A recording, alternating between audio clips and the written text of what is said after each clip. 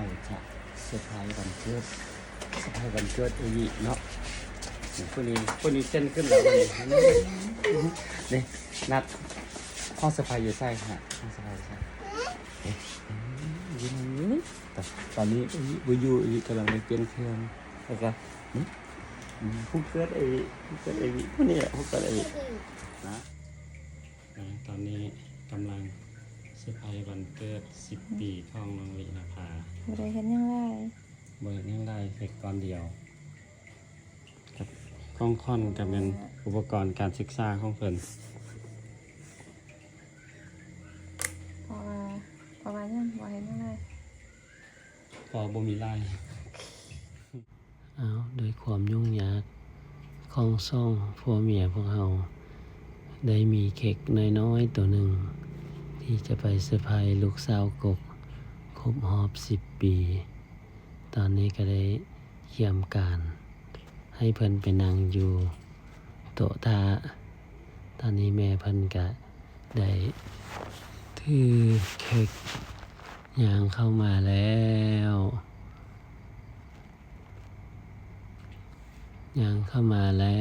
มีเสียงตบมือและเจ้าของวันเกิดก็ยิ้มแบบเต็มอกเต็มใจดีใจสุดๆโอ้โหเพิ่นยิ้มเห็นแต่แก้วซองเล็มน้องวิณภา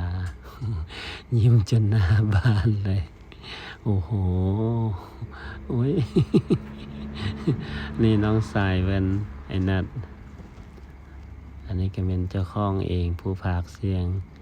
ลิงเอลโซนถือกล่องของค่อนมาในกล่องของค่อนนั้นก็จะบ่มีหยังหลายนอกจากอุปกรณ์การเรียนในซกเรียนปีสิมานี้ป .5 แล้วน้องวีนะเขียมอุปกรณ์ให้ก็เป็นกับสอบเป็นปึ้มแบบเรียนอุปกรณ์ต่างๆแล้วเนาะตาเพิ่นก็เลี้ยวเบิ่งแต่ของค่อนแหละแทนที่จะเลี้ยวเบิ่งเค้กก็บ่อธิษฐานก่อนอธิษฐานยังไหวเลยมนมเพียงบอกลมเพียงผู้แม่บอกว่าใส่มือก็ได้ตอนนี้ก็ถ่ายรูปครอบครัวมีเย่ถ่ายภาพนิ่งไว้บิดแก้มน้องวิจากบาทแดอันนี้ก็ถ่ายรูปรวมมีแต่เท่านี้แล้วนะจัดวันเกิดมีแต่คนในครอบครัวต่อไปก็เพิ่นคอยพ่อเพิ่นอูมเบิ่งว่าเฮ็ดคือตอนน้อยก็มุนไปมุนมาอูมก็บ่แพ้แล้วเด้อนะใหญ่หลายแล้วปีนี้นะ10 ปีแล้วเริ่มเป็นสาวน้อยละโอ้เพิ่นนะหอมแก้มพ่อเพิ่นหอมแก้มแม่มะไลทองเพิ่นตอนนี้ได้เวลาแจกขนมแจกให้ไอโตแจกให้ไอนิกแล้วก็แจกให้ไอไก่แล้วเพิ่นก็แจกให้น้องเพิ่นก็ยอกเฮ็ดทำท่าบ่อยากได้เพิ่นก็โยนให้เลยซะต่อมาแม่นไอนัดสายกลางแล้วก็เป็นแม่เพิ่นสุดท้ายเป็นผู้พากย์เสียงลิงแอลโซนครับเอาแล้ว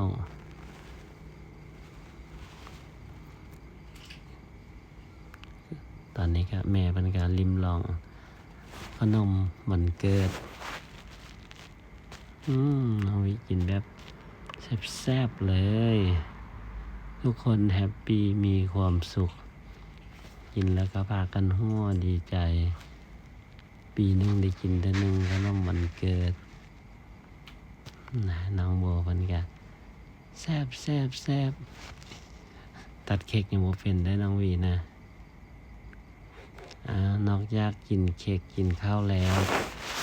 ก็มีการประสานเสียงฮ้องแต่ละคนนั่นก็คือไอ้ไก่เพิ่นฮ้องหลานสาว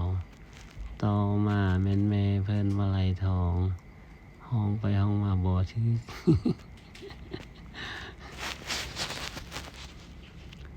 จับใหม่บ่อยักวางได้หั่นเอาสู้สู้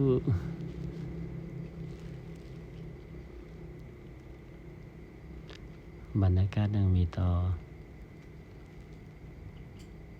อไปก็แม่นนางนิกเพิ่น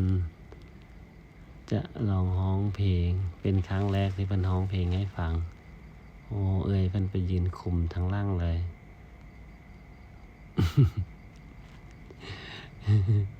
ห้องผิดห้องทึกไปแต่ก็ผสมประสานกับความมวลซืนต่อมาก็เป็นลิงแอลโซนห้องเพลงยังบ่บอกเด้อ มีผู้ชมอยู่ผู้หนึ่งอยู่เคียงข้างมีไอ้นัดจับเครื่องเล่นของคอนวันเกิด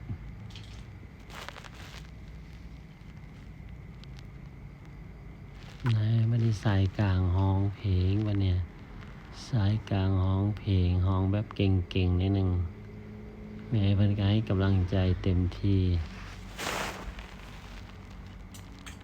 ห้องป้ายมวนบ่มวนบ่สำคัญแต่ให้มันห้องสุดเพลง